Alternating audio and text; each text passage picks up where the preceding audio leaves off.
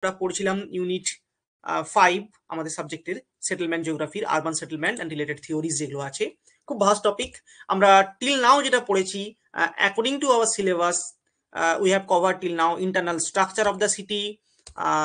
Under the internal structure there are several theories that we have already discussed, especially urban morphological theory, ecological theory like concentric zone model, sector model, multiple nuclei model, then আমরা পড়েছি bitrate curves, hybrid model, এই সমস্তগুলো কিন্তু আমরা পড়েছি। তারপরে class আমরা করেছি কিছু আলাদা কনসেপ্ট নিয়ে, যেগুলো ট্রিকি কনসেপ্ট, খুব নতুন কনসেপ্ট। তার মধ্যে রয়েছে মেগা সিটিজ, তার মধ্যে রয়েছে গ্লোবাল সিটিজ, তারপরে রয়েছে গ্লোবাল সিটি ইন্ডেক্স, যেগুলো current affairs based geographical question, তারপরে এই ধরনের S city, then urban changing urban forms, urban এক্সপেনশনের টাইপসের মধ্যে বলেছিলাম যে infill process of extension, linear development, sprawl, এই সমস্তগুলো বলেছিলাম। দেন বলেছিলাম type of land use zoning, কত ধরনের ল্যান্ড ইউজ জোনিং হয়, ঠিক আছে, ফাংশনাল জোনিং, ফর্ম মানে structure based zoning, intensity based zoning, incentive zoning. তারপরে আমরা পরের ক্লাসে যেটা করেছিলাম, মানে যেটা পড়বো আর কি অ্যাকচুয়ালি, রুরাল আরবান ফ্রিঞ্জ। এটাও কি পড়েছিলাম আমার ঠিক মনে নেই, অনেকদিন আগে ক্লাসটা নিয়েছি তো। কেউ বলতে পারবে ফ্রিঞ্জটা কি আমাদের পড়া হয়েছে? মোস্ট প্রবাবলি নয়।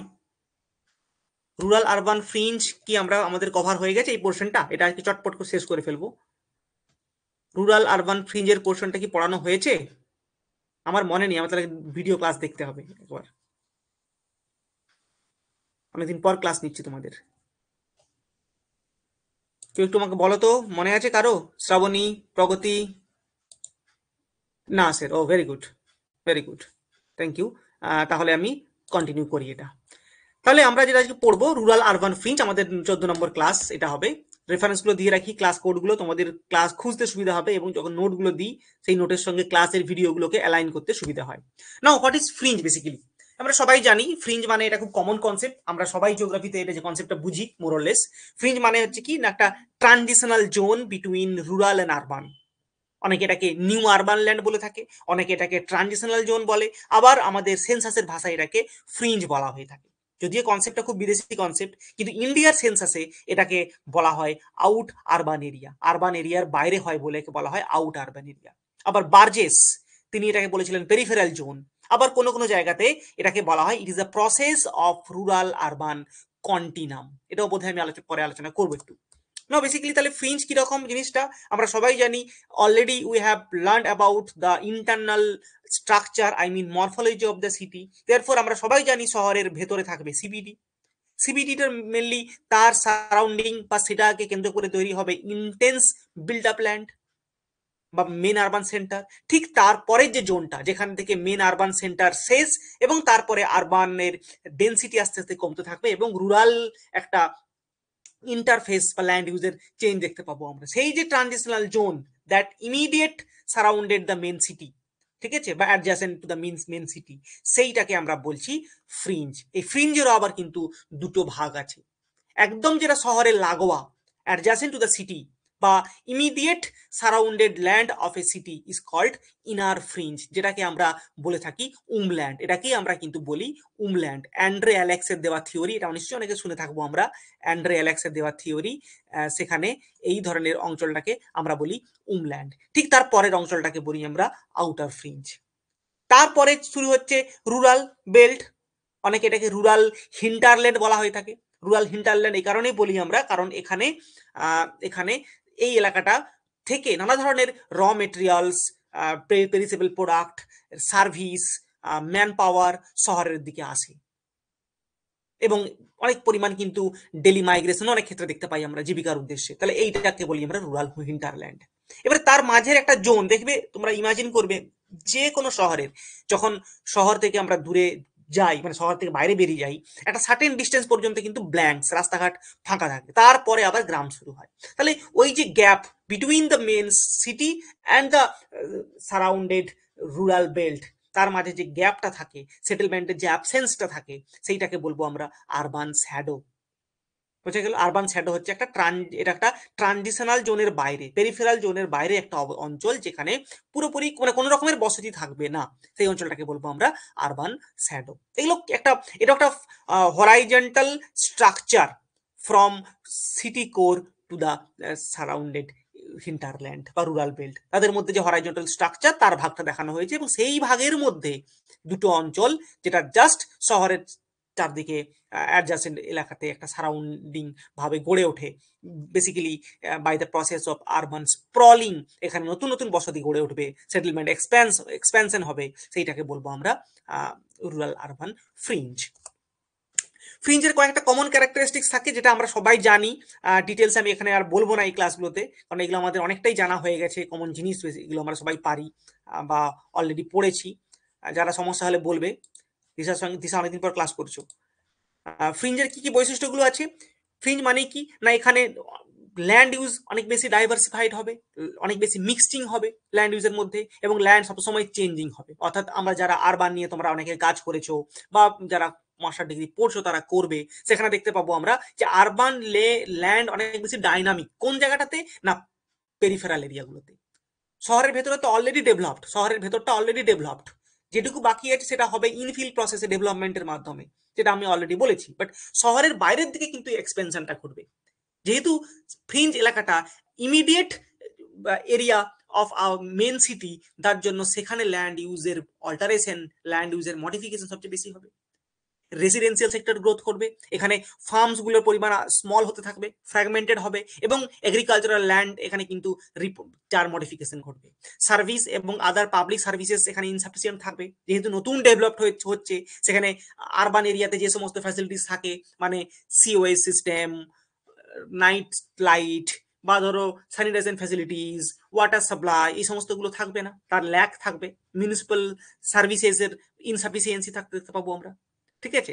সোশ্যাল ক্যারেক্টারিস্টিক্স কি না, এই এলাকাগুলো যেহেতু এখনো গ্রিন অনেকটা এক্সিস্ট করেছে, কারণ এটা শহরের সারাউন্ডিং এরিয়া, যেটা আগে হয় গ্রিন বেল্ট ছিল, বা গ্রাস ল্যান্ড ছিল, বা ওপেন ল্যান্ড ছিল, বা সাব ল্যান্ড ছিল, মানে শহরের বাইরের যে এলাকাগুলো বেসিক্যালি, ফলে সেখানে এখনো গ্রিনের একটা এক্সিস্টেন্স পাবো আমরা।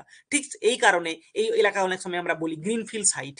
শহরে যারা বড় লোক হয় তারা কিন্তু এই সমস্ত এলাকাতে বাড়ি বানিয়ে থাকে, অনেক বেশি নেচারের কাছাকাছি থাকার জন্য, এগুলোকে গ্রিনফিল্ড সাইটও আমরা বলে থাকি। ঠিক আছে।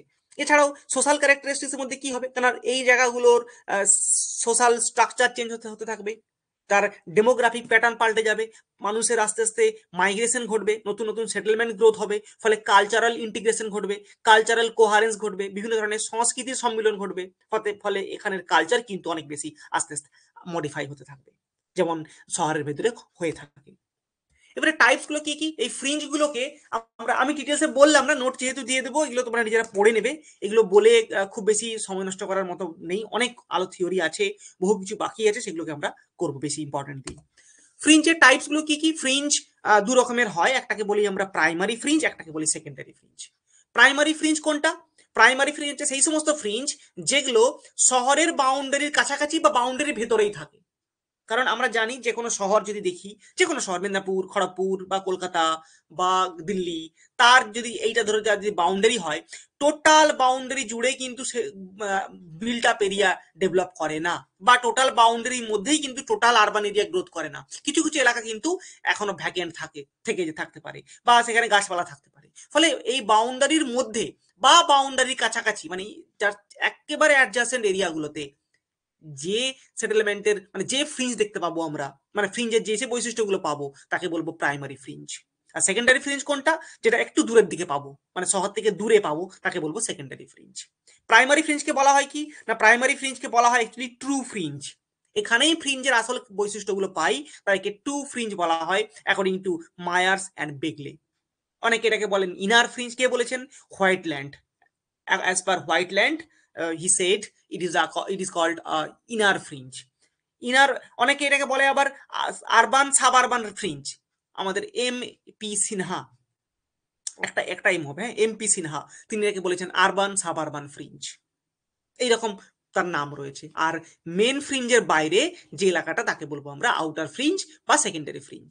এই যে বললাম প্রাইমারি ফ্রিঞ্জ, এর আরেকটা নাম এই যে বললাম উমল্যান্ড, এই শব্দটা কিন্তু খুব ইম্পর্টেন্ট। স্ট্রাকচারগুলো কি অলরেডি বললাম, একটা এক্সাম্পল দেখাচ্ছি। দিল্লির ক্ষেত্রে, দিল্লি যদি এটা হয়, দিল্লির এটা মেন শহর, তারপরে এটা দিল্লি কোর দিল্লি, দিল্লির পরের যে এলাকাটা যেটাকে আমরা এনসিআর বলছি, দিল্লির কিন্তু এইটা অ্যাকচুয়ালি তার মেন এনসিআর এর বাউন্ডারি, নর্দার্ন ক্যাপিটাল রিজিয়ন। তার মধ্যে দেখা গেল পুরোটা কিন্তু আরবান নয়, ঠিক তার সারাউন্ডিং এরিয়াতে, যদিও অনেক পুরনো ছবি, 1980s এর একটা ছবি পেয়েছি, কিন্তু তা সত্ত্বেও দেখো যে এই যে সারাউন্ডিং এরিয়াগুলো, এগুলো আস্তে আস্তে কিন্তু অল্টারেশন হচ্ছে এবং এগুলোই ফ্রিঞ্জ আকারে আমরা দেখাতে পাচ্ছি। এটাই হচ্ছে transitional zone. Transition of what? Transition of settlement, that means the transition of land use modification, transition of land use alteration, এইটা হচ্ছে ট্রানজিশনাল জোন, যেটাকে বলছি আমরা ফ্রিঞ্জ। ফ্রিঞ্জের একটা স্ট্রাকচারও আছে, যদি আমরা আমরা তোমরা অনেকেই হয়তো পড়েছো গ্রেডিয়েন্ট অ্যানালিসিস, মানে একটা শহরের কোর থেকে তার যদি বাইরের দিকে যদি আমরা একটা লাইন টানি এবং তার পপুলেশন বা সেটেলমেন্টে যদি আমরা ডেন্সিটির ভেরিয়েশন দেখাতে চেষ্টা করি, তখন তাকে বলবো আমরা গ্রেডিয়েন্ট অ্যানালিসিস। আমরা জিওগ্রাফিতে সবাই ওই all know what is gradient mean, দূরত্ব বাড়ার সঙ্গে সঙ্গে কোনো এককের পরিবর্তন কি হয় তাকে বলি গ্রেডিয়েন্ট। এখানেও ঠিক তাই, এখানে কোর থেকে পেরিফেরের দিকে যখন দূরত্ব আমরা বাড়াচ্ছি, একটা লাইন টানছি, তখন দেখতে পাবো তার ল্যান্ড ইউজের ইন্টেন্সিটি কতটা পাল্টে যাচ্ছে, জমির মূল্য মানে ইকোনমিক রেন্ট কিভাবে পাল্টে যাচ্ছে, সেটেলমেন্ট ডেন্সিটি কিভাবে পাল্টে যাচ্ছে, এবং শুধু তাই নয়, number of population, I mean population সাইজেরও আস্তে আস্তে কিন্তু গ্রেডিয়েন্ট এইভাবে ডিটোরিয়েট করতে থাকবে। এই যে পুরো প্রসেসটা, এটাকে বলছি আমরা রুরাল আরবান ফ্রিঞ্জের গ্রেডিয়েন্ট। সবাই জানি এটা ভেতর দিকটা তাহলে কি কোর মানে আরবান সেন্টার, মানে অ্যাবসুলেটলি আরবানিটি, মানে চরম আরবান অবস্থাকে বোঝাবে। ঠিক তারপরে সাব আরবান, তারপরে আরবান শ্যাডো, তারপরে রুরাল এরিয়া, তারপরে হাইলি এগ্রিকালচার, তারপরে একদম রিমোট ভিলেজ, মানে যেটাকে বলি আমরা হ্যামলেট টাইপের সেটেলমেন্ট। অর্থাৎ যত শহরের কোর থেকে দূর দিকে যাব, এইরকম সেটেলমেন্টের কিন্তু একটা গ্রেডিয়েন্ট আমরা দেখতে পাবো। বোঝা গেল? ফ্রিঞ্জ কেন ডেভেলপ হয় এটা সবাই জানি। Fringe development process is likely similar to the urban sprawling process. Basically urban sprawling process is the main responsible for development of rural urban fringe, মানে শহরের ভেতরে যারা থাকতে পারে না, যাদের টাকা পয়সা সেরকম থাকে না, মানে ফিনান্সিয়াল সিচুয়েশন সেরকম হয় না, যারা শহরের ভেতরে বসবাস তৈরি করবে, বসতি তৈরি করবে, তখন তারা শহরের বাইরের দিকে চেষ্টা করে কম্পারেটিভলি কম কস্টে জমি কিনে বাড়ি বানানোর। ফলে এইভাবে শহরটা আস্তে আস্তে গ্রোথ করে, ওপেন স্পেস থাকে, নতুন নতুন শোরুম, ছোট ছোট কারখানা এগুলো তৈরি হয়, ফ্ল্যাট তৈরি হয়, আজকাল ফ্ল্যাটের কালচার শুরু হয়েছে বিভিন্ন জায়গাতে। ফলে বিভিন্ন কারণে পপুলেশন গ্রোথ, পপুলেশনের একটা প্রেসার রয়েছে, অনেকে হেলদি এনভায়রনমেন্টে থাকতে চায়, এই নানা ধরনের ট্রান্সপোর্ট কমিউনিকেশনের ডেভেলপমেন্ট হয়েছে আস্তে আস্তে করে, প্রাইভেট কার ডিপেন্ডেন্ট হয়ে গেছে অনেক ক্ষেত্রে ইন্ডিয়ার মতো দেশে। ফলে এই সমস্ত কারণে কিন্তু অটোমেটিক্যালি ফ্রিঞ্জ ডেভেলপ করে, মানে স্প্রল হয়। স্প্রল মানেই সেটা ফ্রিঞ্জকে ইন্ডিকেট করবে বা ফ্রিঞ্জের তৈরি হওয়ার জন্য দায়ী হবে। ডিমার্কেশন, আই মিন ডেলিনিয়েশন, কি কি ভাবে আমরা এটাকে পরিমাপ করব, বাউন্ডারি। তো এইগুলো খুব ইম্পর্টেন্ট, কিন্তু আমি এতটা শর্টে বলে যাচ্ছি, বাট এতটা শর্টে নয় এটা, কিন্তু এটা যেহেতু ডিটেলস লেখা রয়েছে এবং এটা অনেকবার তোমরা পড়েছো, আমি বোধহয় অনেকবার পড়িয়েছি মাস্টার ডিগ্রিতে, সেই ক্ষেত্রে আমি আর এটাকে সময় দিতে চাইছি না, কারণ আরো অনেক থিওরি ভালো ভালো আছে যেটা আমরা আলোচনা করতে পারবো, এই জন্য এটা আমি জাস্ট স্কিপ করে যাচ্ছি শর্টে একটু। বাট এখানে ইম্পর্টেন্ট কিন্তু এম্পিরিক্যাল মেথড, একটা রুরাল আরবান ফ্রিঞ্জ কতটা কিভাবে বুঝবো আমরা। তো সেটা করার জন্য দুটো মেথডে আমরা একে অ্যানালিসিস করতে পারি, একটাকে বলবো empirical method and another is statistical method. Empirical method means the direct observation based on empirical approach, based on field survey.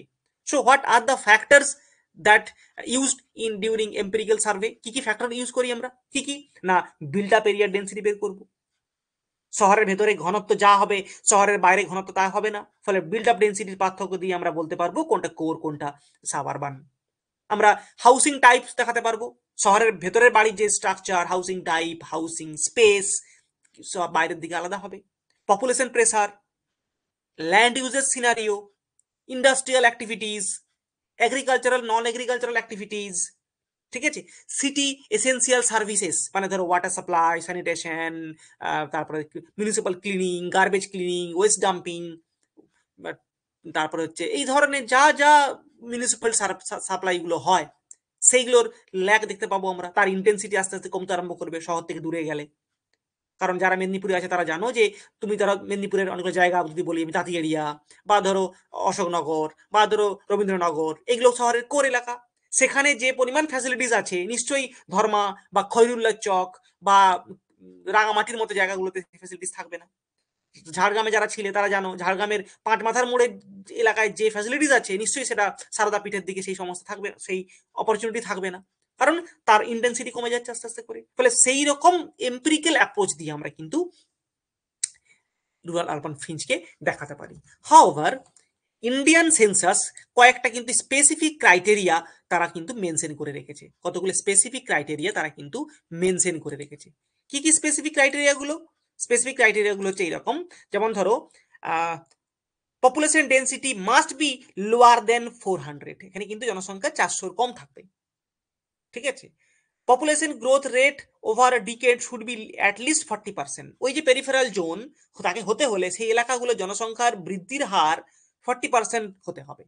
জনসংখ্যা বৃদ্ধির হার মানে ন্যাচারাল বার্থ নয়, মানে ন্যাচারাল গ্রোথ নয়, by process of migration and by birth, এভাবেই কিন্তু জনসংখ্যা 40%-এর বেশি হতে হবে গ্রোথ রেটটা।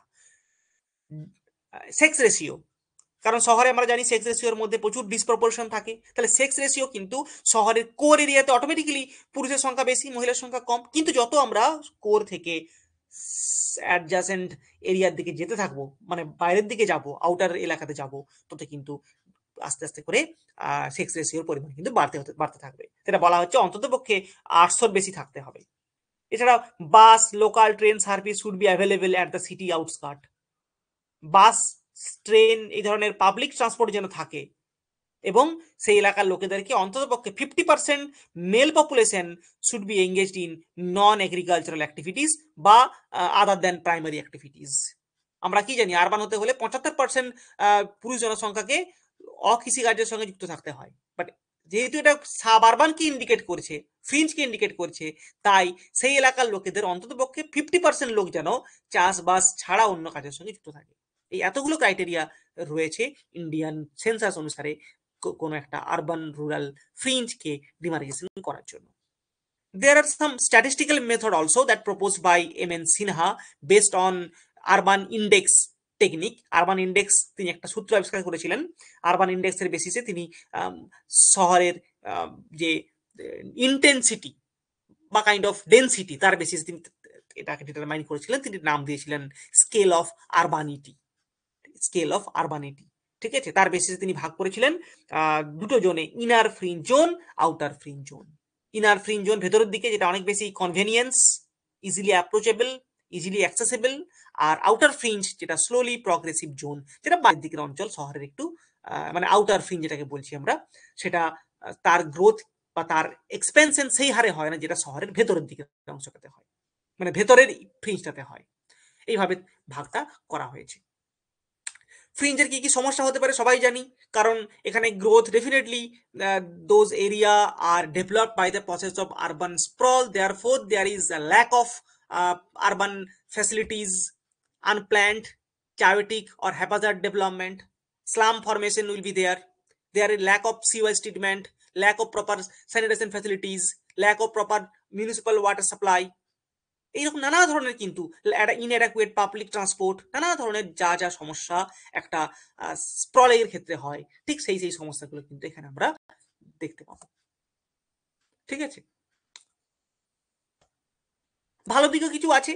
কিরকম ভালো দিক? না, জায়গা অনেক সস্তা, রুম রেন্ট অনেক কমে হয়, পলিউশন তুলনামূলক কম হয়, পার্কিং স্পেস থাকে, এখানে ওয়ার্কার অ্যাভেলেবেল থাকে, অ্যাক্সেসিবিলিটি ভালো, গ্রিন এনভায়রনমেন্ট তুলনামূলক, এইরকম কিছু কিছু ভালো দিক কিন্তু রয়েছে।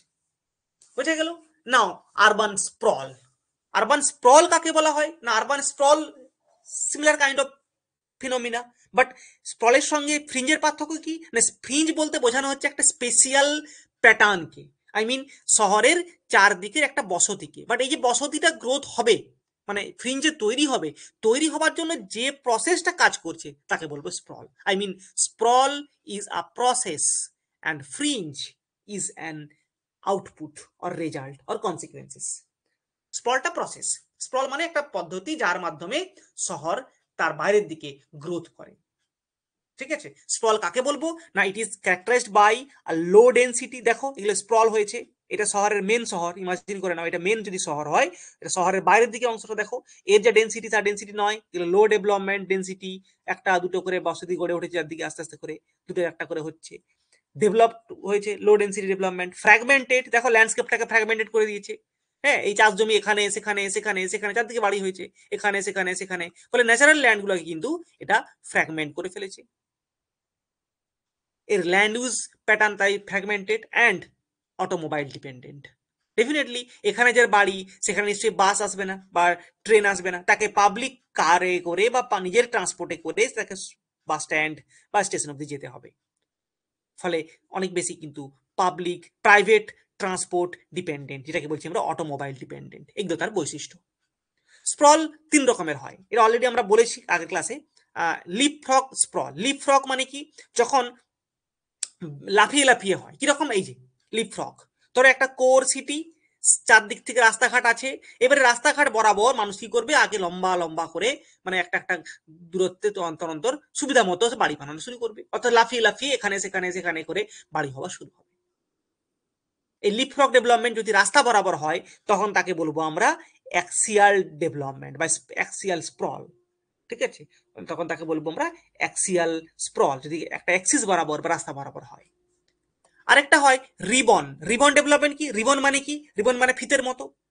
কোনো একটা রাস্তা দুদিকে যখন গ্রোথ হবে, দুই সাইডের দিকে সমানভাবে গ্রোথ হবে, তখন তাকে বলবো রিবন ডেভেলপমেন্ট। মানে কোনো একটা ট্রান্সপোর্টেশন করিডোর কে কেন্দ্র করে এটা গড়ে ওঠে। আর আরেকটা হয় ইনফিল্ড ডেভেলপমেন্ট, তারপরে আমি আসছি এটা এসসিটিটা। ইনফিল্ড ডেভেলপমেন্ট কোনটা, ইনফিল্ড ডেভেলপমেন্ট হচ্ছে যে অনেক সময় কি হয়, ধরো এখানে স্প্রল হলো, এই যে স্প্রল হয়ে এখানে এখানে এখানে এখানে ধরে এক একটা বসতি তৈরি হয়েছে। ঠিক আছে, এরকম স্প্রল হয়ে হয়ে চারদিকে বসতি গ্রোথ হচ্ছে, এরকম করে করে। এই যে মাঝখানে যে ফাঁকা জায়গাটা রয়ে গেছে, এই ফাঁকা জায়গাটাতে কয়েক বছর পর নতুন করে বসতি গড়ে উঠবে, ফলে সে একটা সময় পর এই ফাঁকা জায়গাগুলোকে অটোমেটিক ফিল আপ হয়ে যাবে, ফ্ল্যাট হচ্ছে বা বাড়ি হচ্ছে। ফলে যখন ভেতর লাফিয়ে লাফিয়ে ঘটছে তখন তাকে লিপ ফগ, লাফিয়ে লাফিয়ে দূরে দূরে বসতি গড়ে ওঠে। তারপরে যখন সে ভেতরে যেটুকু স্পেস গুলো আছে সেখানে নতুন করে বসতি গড়ে উঠবে, তখন তাকে বলবো আমরা ইনফিল ডেভেলপমেন্ট।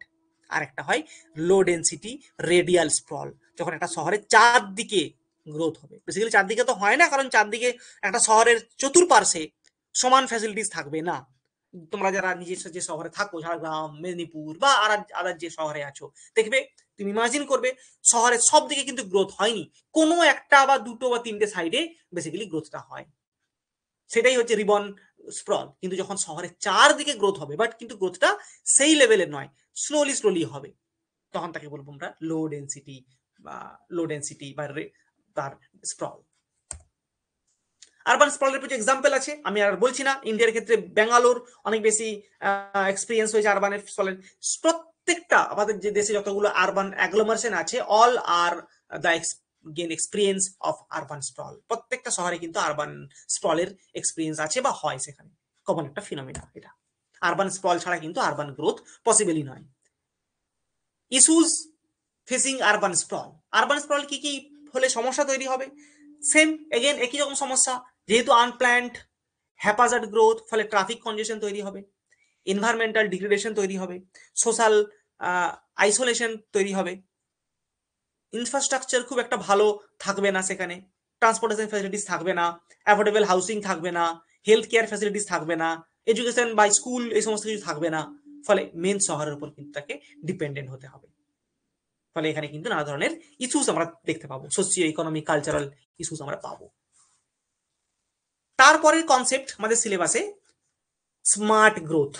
এটা পুরোপুরি opposite concept of urban sprawl. Urban স্প্রলে যেখানে বললাম urban sprawl is unplanned haphazard and automobile dependent city, but smart growth is a planned urban development. It is a part of urban planning, যেখানে proper planning এর মাধ্যমে একটা আরবানকে development করা হয়, এবং এখানে ট্রান্সপোর্ট প্ল্যানিংটা খুব ভালোভাবে করা হয়।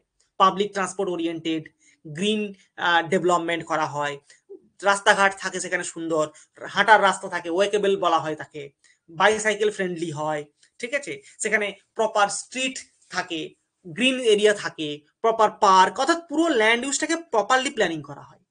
গ্রিন এরিয়া সেখানে ম্যাক্সিমাম থাকে, সেটেলমেন্টগুলোকে ভার্টিক্যালি গ্রোথ করানো হয়, অর্থাৎ আরবান ডেভেলপমেন্ট অনেক বেশি কম্প্যাক্ট হয় রাদার দেন স্প্রল বা ফ্র্যাগমেন্টেড। মানে এখানে গ্রোথগুলো হবে ভার্টিক্যাল। যখনই ভার্টিক্যাল গ্রোথ হবে, যেগুলো ফ্ল্যাট, আমরা কলোনিগুলো দেখি, ফ্ল্যাট নয় কলোনি, ধরো এটা একটা এলাকা, যদি ভার্টিক্যাল গ্রোথ হয় তাহলে সমস্ত বাড়িগুলো এক জায়গাতে চলে আসবে, ফলে বেশিরভাগ এলাকাটা কিন্তু ওপেন থেকে যাবে। সেই ওপেনের মধ্যে সুইমিং পুল, পার্ক, গাছপালা, সাইকেল চলার রাস্তা সবকিছু করতে পারবে। যতগুলো ডেভেলপ সিটি আমরা দেখি ইন্ডিয়াতে বা বিদেশে, সবই কিন্তু এই স্মার্ট গ্রোথের কনসেপ্ট মেনে চলে, যেটা অনেক বেশি প্ল্যানিং এবং একে বলি আমরা কম্প্যাক্ট সিটি। কারণ এখানে গ্রোথটা কিন্তু হরাইজন্টাল হয় না, ভার্টিক্যাল হয়, ফ্র্যাগমেন্টেড হয় না, কম্প্যাক্ট হয়, গ্রোথগুলো এক জায়গাতে হয়, ফলে বাকি জায়গাটা কিন্তু ওপেন থাকে। যদি আমরা আমাদের যে গার্ডেন পরে পড়াবো তোমাদের আমি, হাওয়ার্ডের একটা গার্ডেন সিটি মডেল বলে থিওরি আছে, garden city model of Avenger Howard, Avenger নয়, অ্যাভেঞ্জার হাওয়ার্ড, ঠিক আছে, হাওয়ার্ড। সেই থিওরিতে কিন্তু বলা হয়েছে যে কোনো আরবান প্ল্যানিং এর করতে হলে at least 95% place should be vacant আর only 5% place should be considered for build up development. অর্থাৎ বিল্ড আপের জন্য, বসতি বাড়ি করার জন্য 5% এলাকা রাখতে হবে মাত্র, তার মধ্যেই ভার্টিক্যাল বিল্ডিং বানাও, 50 তলা 60 তলা বাড়ি বানাও, কিন্তু রিমেনিং পুরো এলাকাটাই কিন্তু ফাঁকা রাখতে হবে for development of green belt. এই কনসেপ্টে কিন্তু স্মার্ট গ্রোথটা চলে, যেটা পুরোপুরি অপোজিট কনসেপ্ট অফ আরবান স্প্রল। না, এর কিছু কিছু কিছু কিছু থিওরি আছে, বা কিছু কিছু কি বলবো আমি, কনসেপ্ট আছে এই আরবান স্মার্ট গ্রোথের, তার সঙ্গে রিলেটেড কনসেপ্ট, মানে অনেকটা সিমিলার কনসেপ্ট। তার মধ্যে একটা হচ্ছে new আরবানিজম। We all know the concept of urbanism. Basically, urbanism কি না, urbanism is a concept that proposed by Louis Worth, which denotes the way of life of an urban area. I mean, living style. শহরে দেখবে একটা, তোমরা গ্রামে থাকলে তোমাদের যে এনভায়রনমেন্ট বা যেভাবে তোমরা থাকো, শহরে কিন্তু তা না। শহরে আমরা ড্রেসিং সেন্স আলাদা হয়, ফুডিং সেন্স আলাদা হয়, অনেক বেশি ফ্যাশনেবল হয়, অনেক বেশি মডার্ন হয়, অনেক বেশি এডুকেটেড হয়, কালচারাল অনেক বেশি অ্যাডভান্সড হয়, ফলে সেইটাকে বলছি আমরা আরবানিজম। যখনই তোমরা এইরকম কোনো এনভায়রনমেন্টে যাবে যে এনভায়রনমেন্ট অনেক বেশি ওয়েল প্ল্যান্ড, ধরো তুমি তুমি যদি যাও এখন ব্যাঙ্গালোর, তুমি যদি যাও চণ্ডীগড়, তুমি যদি যাও এরকম ভালো কোনো জায়গাতে, ইভেন ভুবনেশ্বর, সেখানে দেখবে তার এনভায়রনমেন্ট পুরো আলাদা। সকালে লোকরা হাঁটাহাঁটি করছে, পারে সাইকেল চালাচ্ছে, মানে পুরো সিস্টেমটা আলাদা, ফলে লাইফস্টাইলটা তার মতো করে অটোমেটিক্যালি ডেভেলপড হয়। অর্থাৎ একটা মডার্ন এবং অনেক বেশি সফিস্টিকেটেড, অনেক বেশি প্ল্যান্ড লাইফ মানুষ সেখানে সাস্টেন করে, সেটাকে বলবো আমরা নিউ আরবানিজম। আরবানিজম একটা ট্রেডিশনাল কনসেপ্ট, তার modification version new urbanism, which is related to sprawl, smart growth. Next, growth management. Basically এখানে কি করা হয়, গ্রোথ ম্যানেজমেন্ট করা হয়, মানে আরবান গ্রোথটা অনেক বেশি কন্ট্রোলড ওয়েতে হয়, বিল্ডিং করার পারমিশন পাওয়া যায় না, যে কেউ চাইলে কিন্তু এখানে পার্সোনাল বাড়ি তৈরি করতে পারবে না। এই ডেভেলপমেন্টটাকে বলি সাস্টেনেবল ডেভেলপমেন্ট, কারণ এখানে এনভায়রনমেন্ট এর এলিমেন্টগুলোকে অনেক বেশি প্রিজার্ভ করে রাখার চেষ্টা করা হয়। ল্যান্ড প্রিজার্ভেশন, ঠিক আছে, preventing urban sprawl, sense of place, জায়গা সম্বন্ধে একটা অ্যাটাচমেন্ট তৈরি হয়, মানুষের ফিলিংস তৈরি হয়, sense of place. Preservation development, sustainable transport, মানে ইলেকট্রনিক ভেহিকেলস, বা ধরো ব্যাটারি চালিত যে সমস্ত বাস, গাড়ি, এই সমস্তগুলো এখানে বেশি মূলত চলে, যাতে পলিউশনটা কম হয়, ঠিক আছে। এইটা একটা কনসেপ্ট। এখানে একটা শব্দ শুনতে পাচ্ছ, নিম্বি, এটা অনেকবার শুনতে পাবে হয়তো পরবর্তীকালে, আরো পরে। নিম্বি কথার ফুল ফর্ম হচ্ছে নট ইন মাই ব্যাকইয়ার্ড। বিদেশে কনসেপ্ট এরকম রয়েছে, আমাদের দেশে কি হয়, আমাদের ওয়েস্ট বেঙ্গলে কি হয়, একটা বাড়ি হলো, সেই বাড়ির থেকে মাত্র 3 ফুট জায়গা ছাড়বে, নিয়ম আছে, পৌরসভার নিয়ম, 3 ফুট জায়গা ছেড়ে আরেকটা বাড়ি তৈরি হয়ে যাবে, ঠিক আছে। অনেকে ছাড়েও না, জোর করে হিসেব মতো 1 ফুট ছাড়ে বড় জোর। ইভেন এমনও হয়, আমি যেখানে থাকি রাঙামাটিতে, সেখানে বাড়িগুলোর অনেকগুলো বাড়িতে আবার প্লাস্টারও করতে পারে না, মানে এতটাই কাছাকাছি। বাট এরকম বিদেশে হয় না, সেখানে কি হয়, একটা বাড়ির পেছনে কিন্তু আর বাড়ি করা যাবে না, একটা সার্টেন জায়গা, তাকে তাকে বলা হয় ইয়ার্ড, বলা হয় yard, yard and back yard, ঠিক আছে। ইয়ার্ড, হ্যাঁ, ইয়ার্ড মানে সেই ইয়ার্ড গজ নয়, ইয়ার্ড মানে একটা স্পেস, ফ্রন্ট স্পেস, এটা বাড়ি, তার বাইরের স্পেস, মানে পেছনের স্পেস।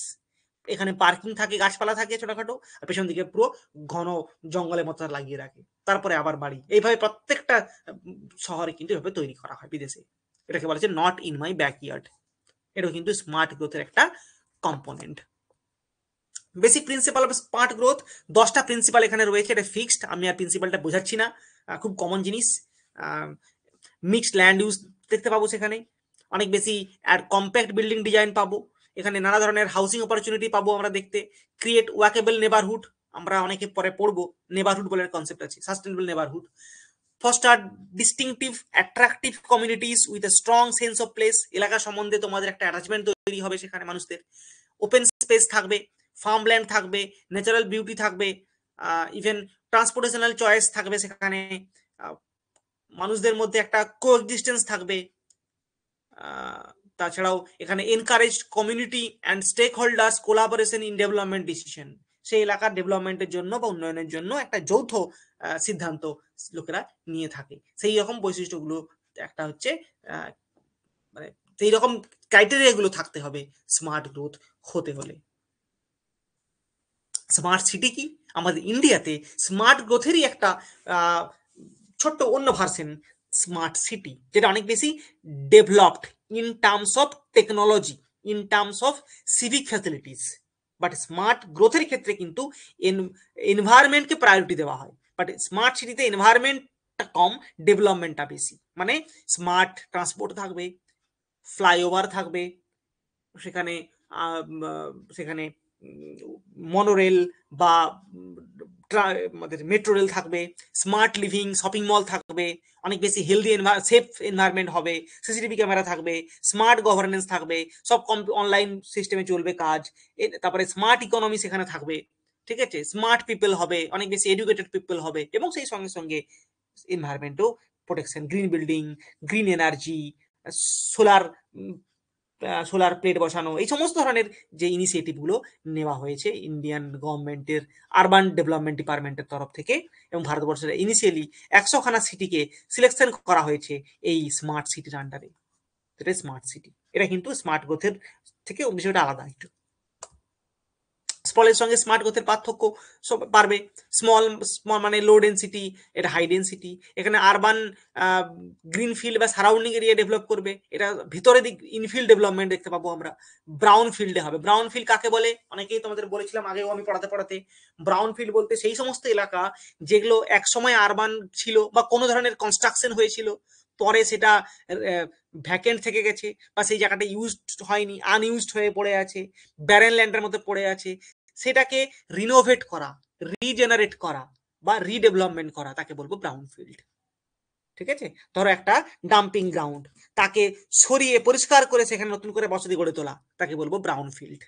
ঠিক আছে, যাতে নতুন ল্যান্ড এনক্রোচ না করে এক্সিস্টিং যে আনইউজড ল্যান্ড বা নোংরা বা এই অবস্থায় রয়েছে, আনপ্ল্যান্ড অবস্থায় রয়েছে পড়ে, সেই ল্যান্ডটাকে ভেঙে পরিষ্কার করে নতুন করে বাড়ি তৈরি করা, মানে সেটেলমেন্ট গ্রোথ করা, যাতে এক্সিস্টিং গ্রিন বেল্টের উপরে কোনো ইম্প্যাক্ট না পড়ে, সেটাকে বলবো আমরা ব্রাউন ফিল্ড। এরকম আরো কিছু কিছু বৈশিষ্ট্য রয়েছে, এটা খুব ইম্পর্টেন্ট কনসেপ্টটা ক্লিয়ার করার জন্য, এই জন্য এগুলো আমি দিয়ে রেখেছি।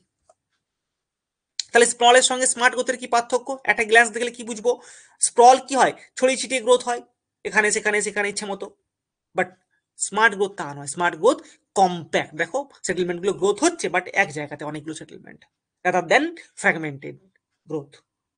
যখনই কম্প্যাক্ট গ্রোথ হবে, এই জায়গাগুলোর যে গ্রিন, এই জায়গাগুলোর যে গ্রিন এরিয়াগুলো, এগুলো যে গ্রিন এরিয়া রয়েছে বা ধরো ন্যাচারাল ল্যান্ডস্কেপ রয়েছে, সেগুলো কিন্তু সহজে হ্যাম্পার্ড বা মডিফাই হবে না। ঠিক আছে, এই জন্য এটাকে আমরা বলছি স্মার্ট গ্রোথ।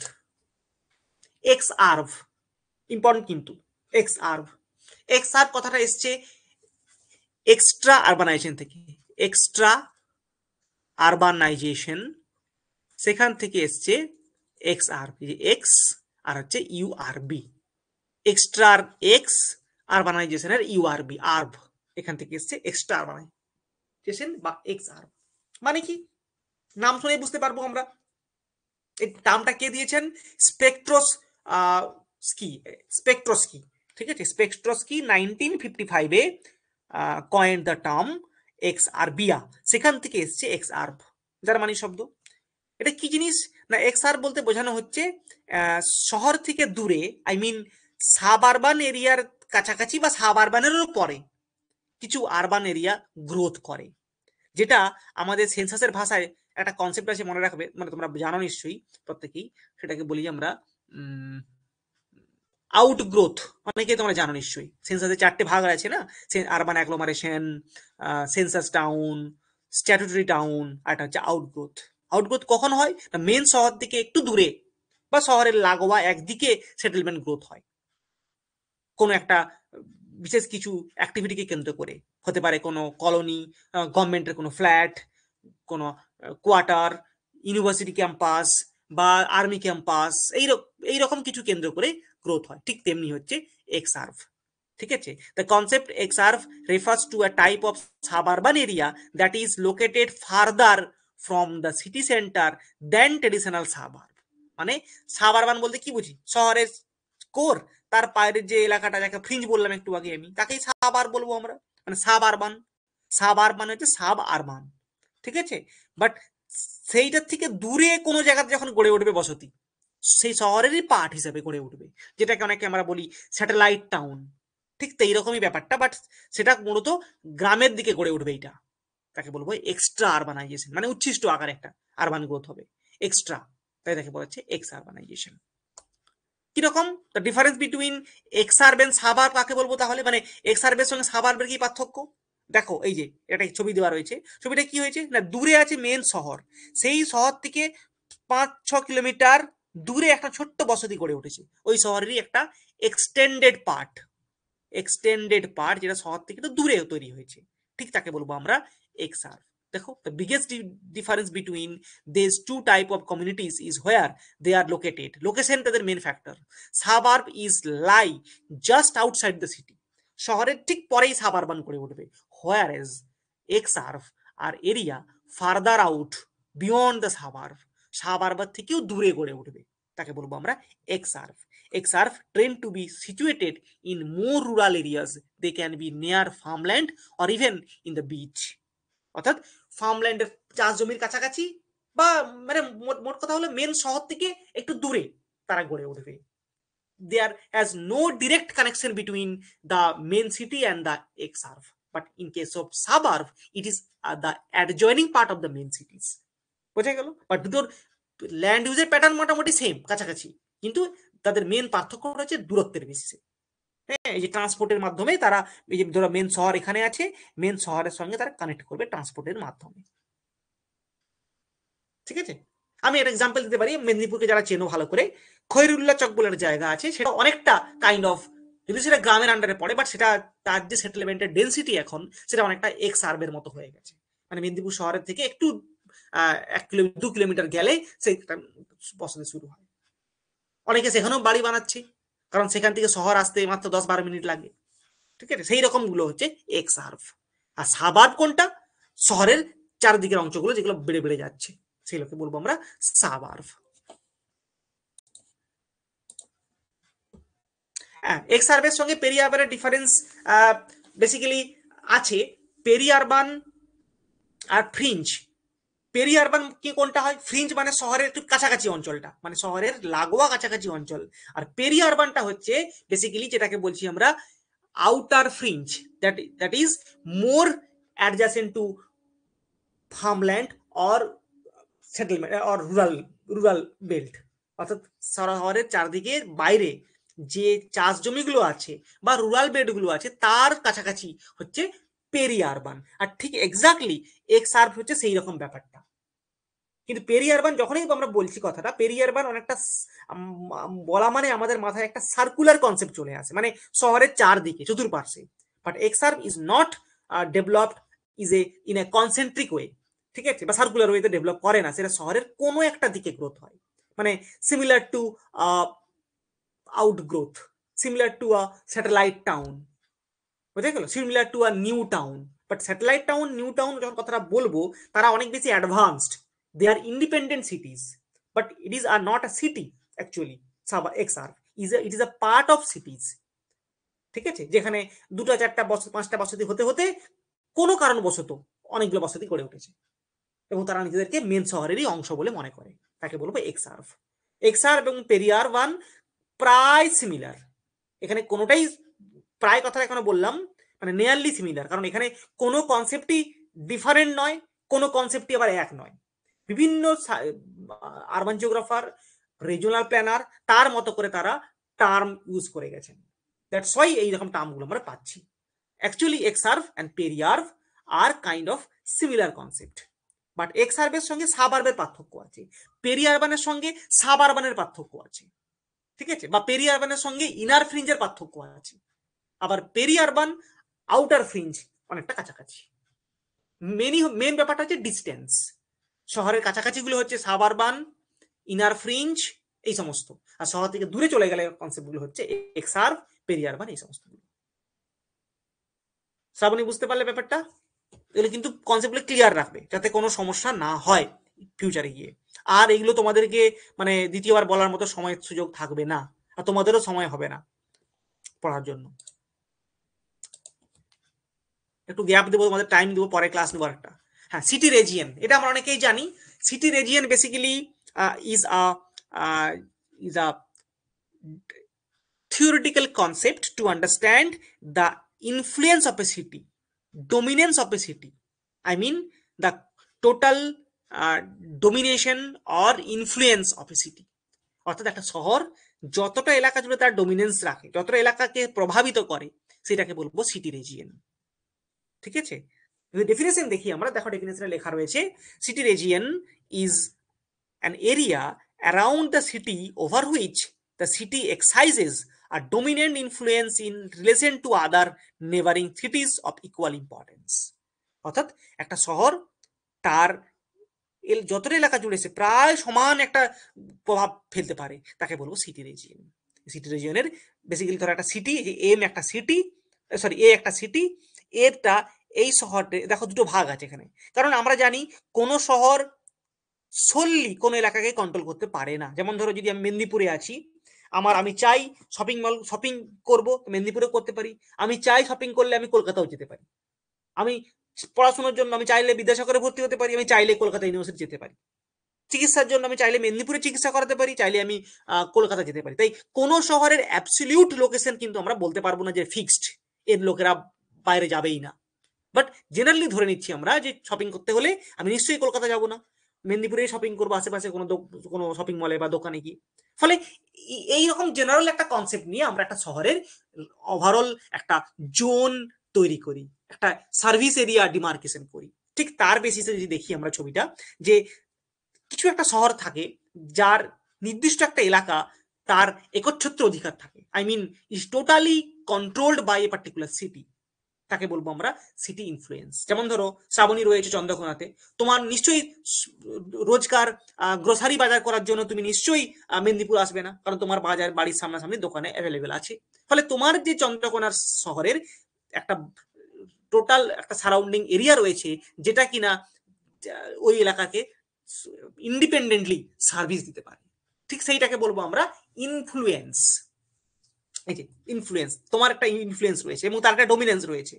কিন্তু চাইলে কোনো কোনো সময় কিন্তু তোমরা হয়তো কলকাতা চলে গেলে বা মেদিনীপুর চলে এলে, ফলে সেটা তো হয়ে গেল তার তার মানে এক্সটেন্ডেড যে পার্ট একটা শহরের, কলকাতা চন্দ্রকোনা পর্যন্ত কভার করতে পারে, কলকাতা মেদিনীপুর পর্যন্ত সার্ভিস দিতে পারে। এই যে ব্যাপারটা, এই ব্যাপারটাকে বলছি আমরা সিটি রিজিয়ন। এটা দুভাবে ব্যাখ্যা করি আমরা, একটা হচ্ছে বলা হয় city influence, city dominance. City influence, city dominance. Influence মানে কতটা এলাকাকে প্রভাবিত করে, আর ডোমিনেন্স মানে কতটা এলাকার উপরে তার ফুললি কন্ট্রোল থাকে। এর বেসিসে কিন্তু আমরা জিনিসটাকে দেখাই। এবং দুটো শহর সাধারণত আমরা জানি, সবাই পড়েছি লসের থিওরি, সেখানে আমরা জানি দুটো শহর কখনো গোলাকার হতে পারে না, তাদের মধ্যে বাউন্ডারি ওভারল্যাপ হয় এবং যার ফলে সেটা পরে গিয়ে হেক্সাগোনাল মার্কেটে কনভার্ট হয়। এই যে ওভারল্যাপ জোনটা, এই ওভারল্যাপ জোনটা হচ্ছে এইরকম জোনটা, সেটাকে বলি আমরা জোন অফ কম্পিটিশন। যে এইরকম জায়গায় থাকবে, ধরো যে পাঁশকুড়াতে থাকে, সবাই জানে পাঁশকুড়ার জায়গার নাম, যে পাঁশকুড়ায় থাকে সে চাইলে ইচ্ছে করলে কলকাতাও যেতে পারে, সে ইচ্ছে করলে মেদিনীপুরও আসতে পারে, কারণ পাঁশকুড়া থেকে কলকাতা যেতেও 1.5 ঘন্টা বা সেম ডিস্টেন্স, আবার মেদিনীপুর আসতেও সেম ডিস্টেন্স। তাই তার কাছে যেটা অ্যাক্সেসেবল মনে হবে, তার যেটা ভালো লাগবে, সে সেটা করতে পারে। অর্থাৎ সেই কি তারা রয়েছে জোন অফ কম্পিটিশনের মধ্যে। একটা এক্সাম্পল দিচ্ছি আর কি। তো সেই রকম গুলোকে বলবো আমরা জোন অফ কম্পিটিশন। সিটি রিজিয়নের মধ্যে আবার ভাগ আছে, সেই একই কনসেপ্ট ঘুরিয়ে ফিরিয়ে আসছে। সিটি রিজিয়নের মধ্যে কিন্তু সেই একই ভাগ। একটা শহর যার ডোমিনেন্স থাকবে কতটা, তার প্রভাব থাকবে কতটা, তাকে বলবো সিটি রিজিয়ন। এর মধ্যেও কিন্তু আবার সেই একই ভাগ, periurban area rural urban fringe, urban corridor, satellite town, suburban, new towns, urban counter magnet. প্রত্যেকটা টার্ম ইম্পর্টেন্ট, অলরেডি আমরা পড়ে নিয়েছি। পেরি আরবান এরিয়া কনসেপ্টটা বুঝতে পেরে গেছি। শহর থেকে দূরে রুরাল বেল্ট, যেটাকে বলছি আমরা আউটার ফ্রিঞ্জ। ফ্রিঞ্জ তো অলরেডি পড়ে নিলাম। আচ্ছা, সাবারবান তো অলরেডি পড়লাম। করিডোর তো অলরেডি বললাম। করিডোর মানে হচ্ছে যখন একটা রাস্তা, একটা মেন ধরো রোড, ধরো NH-16 বা NH-7, যখন একটা রাস্তা গেছে অনেকগুলো শহরের মধ্যে দিয়ে গেছে, তাহলে সেই রাস্তাকে কেন্দ্র করে বড় বড় শহর তৈরি হয়েছে। বা রেল লাইন, কোন একটা রেল লাইন, হ্যাঁ, যেমন ধরো আমি যদি বলি খড়গপুর থেকে একটা ট্রেন লাইন গিয়েছে পুরী পর্যন্ত। তার মধ্যে কি কি আছে? তার মধ্যে এটা টাচ করেছে কটক, টাচ করেছে ভুবনেশ্বর, ঠিক আছে, এটা টাচ করেছে ধরো তুমি আরো একটা জায়গা, কোনো জায়গাকে, ঠিক আছে, বালাসোর। তাহলে এইরকম যতগুলো জায়গায় টাচ করে করে গেছে, ততগুলো জায়গা একটা একটা শহর গড়ে উঠেছে। মানে বলতে গেলে এই ট্রান্সপোর্টের উপর বেসিস করে এই শহরটার পরপর একটা গ্রোথ দেখতে পাবো, আমরা সিকোয়েন্স দেখতে পাবো। এইরকম ক্ষেত্রগুলোকে বলবো আমরা urban corridor. The rural urban fringe may be extended, এটাও কিন্তু part of fringe, may be extended in a linear fashion along arterial road, arterial road মানে হচ্ছে সড়ক পথ, ঠিক আছে, and railways, sometimes to a distance over 30 কিমি from the city center. Near the city, the corridor is a part of the rural urban fringe. ঠিক আছে, মানে একটা লম্বা রাস্তা বরাবর, মানে দৈর্ঘ্য বরাবর পরপর শহর গড়ে উঠবে পরপর। Example, Delhi Ghaziabad Modinagar corridor, Delhi Ghaziabad Hapur corridor, Delhi Ghaziabad Bulandshahr corridor, Delhi Sonipat Panipat corridor. এক একটা শহর এগুলো গ্রোথ হয়েছে, দিল্লি থেকে বেরিয়েছে, তারপরে পানিপথ গাজিয়াবাদ শহরগুলো আস্তে আস্তে করে ওই রাস্তা বরাবর গ্রোথ হয়ে গেছে এক একটা শহর। ঠিক আছে, এই লোকগুলোকে বলবো আমরা, বা এইগুলোকে বলি আমরা urban corridor. New city, new town আলাদা, নিউ সিটি আলাদা। নিউ টাউন হচ্ছে ছোট্ট একটা town settlement that is developed to reduce the pressure of the main city. For example, Rajarhat, কলকাতার রাজারহাট নিউ টাউন, তার নামই নিউ টাউন এবং সেটাও নিউ, অ্যাকচুয়ালি নিউ টাউন একটা। বারাসাত, বারাসাত খুব একটা ডেভেলপ নয়, ঠিক আছে। এই সমস্তগুলো কে বলি আমরা new town. But new cities কোনটা? নিউ সিটিজ কিন্তু নতুন করে সিটি তৈরি করা হয়। যেমন আমি এক্সাম্পল বলতে পারি, জলপাইগুড়ি, নিউ জলপাইগুড়ি। রায়পুর ছত্তিশগড়ের রাজধানী, রায়পুর, নিউ রায়পুর। এরকম বহু শহর আছে এগুলো। বা ধরো আমাদের মনে আছে অন্ধ্রপ্রদেশের রাজধানী তৈরি হচ্ছে, কি নাম যেন, বেশ নামটা, তার রাজধানীটার নাম, হায়দ্রাবাদ চলে গেল তেলেঙ্গানাতে, মনে পড়ছে নাকি নামটা, বেশ ছিল যে, ভুলে গেছি। এইরকম নতুন করে যখন শহর তৈরি হয়, ঠিক আছে, সেইগুলোকে বলবো আমরা নিউ সিটিজ। নতুন infrastructure, efficient infrastructure, high quality life, eco friendly, proper planning এর মাধ্যমে তৈরি করা হয়, তাকে বলবো নিউ সিটিজ। আর নিউ টাউন হচ্ছে কি একটা শহরের extended part, but new city কিন্তু একটা নতুন ভাবে তৈরি করা একটা শহর, ঠিক আছে। একটা পারফেক্ট এক্সাম্পল হচ্ছে রায়পুর, নিউ রায়পুর। নিউ টাউনের পরে নিউ টাউন আছে, এগুলো সব সিলেবাসে আছে, তাই পরপর করে করে যাচ্ছি। নিউ টাউন কাকে বলবো আমরা? না, it is a plan settlement created, আর বেশিক্ষণ পড়াবো না, created by a governing authority with specific guidelines regarding its purpose, location and characteristics. It aims to address urban issues, attract resident, promote regional development, often with a focus of providing a balanced living environment and job opportunity. তুমি Kolkata new town তোমরা সবাই জানো, দেখবে সেখানে মূলত লোকরা থাকে, IT সেক্টরে কাজ করে, বসতি সেখানে আছে, একটা ছোট্ট একটা ইন্ডিপেন্ডেন্ট শহর তৈরি হয়ে গেছে, যেটা কিনা মেন শহরের থেকে চাপ কমানোর জন্য যারা একটু হাই ক্যাটাগরির, মানে হাই ইকোনমিক্যালি যারা একটু অ্যাফোর্ড করতে পারে, তারা সেখানে গিয়ে ফ্ল্যাট কিনেছে, বাড়ি বানিয়ে থেকেছে সেখানে, ঠিক আছে, তাকে বলা হচ্ছে নিউ টাউন। আচ্ছা, কাউন্টার ম্যাগনেট কোনটা? এটা নিউ টাউনেরই একটা ফলাফল। মানে যখন কোনো শহরের প্রচুর প্রেসার বেড়ে যায়, তখন কাউন্টার মানে বিপরীত, মানে বলি না কাউন্টার করা মানে বিপরীত ফোর্স তৈরি করা। অর্থাৎ একটা শহরে যখন প্রচুর প্রেসার বাড়ে, তখন কিছু লোক শহর থেকে বাইরে বেরিয়ে গিয়ে বাইরে চলে যায়, মানে অনেকটা সেই সেই আরবান পুশ ব্যাকের মতো। মাইগ্রেশনে পড়েছি আমরা, মানে শহরের ভেতর থেকে লোকরা বাইরে বেরিয়ে চলে আসে, হ্যাঁ, ব্যাক মাইগ্রেশন যাকে বলি, মানে আরবান পুশ ব্যাক কথাটা শুনেছি না আমরা, ঠিক সেই ফ্যাক্টরের জন্য যখন শহরের থেকে লোকরা বাইরে বেরিয়ে আসে, যেমন ধরো ভিওয়ান্দি বলে একটা শহর রয়েছে রাজস্থানের কাছে, যেখানে দিল্লির যারা থাকতে পারে না বা থাকে না তারা তার কাছেই এই শহরটা গড়ে উঠেছে। এবং গাজিয়াবাদ, নয়ডা এখন বড় শহর হয়ে গেছে, ঠিক আছে, এরকম শহরগুলো কিন্তু এক একটা কাউন্টার ম্যাগনেট হিসেবে তৈরি হয়েছে। ইভেন নয়ডাও is an city that developed to reduce the pressure of Delhi, ঠিক আছে, এইরকম শহরগুলোকে বলছি আমরা। এটা কে টার্মটা দিয়েছে? এই টার্মটা দিয়েছে, এটা কিন্তু ইম্পর্টেন্ট টার্ম, কাউন্টার ম্যাগনেট, এটা আমাদের ইন্ডিয়ান টার্ম।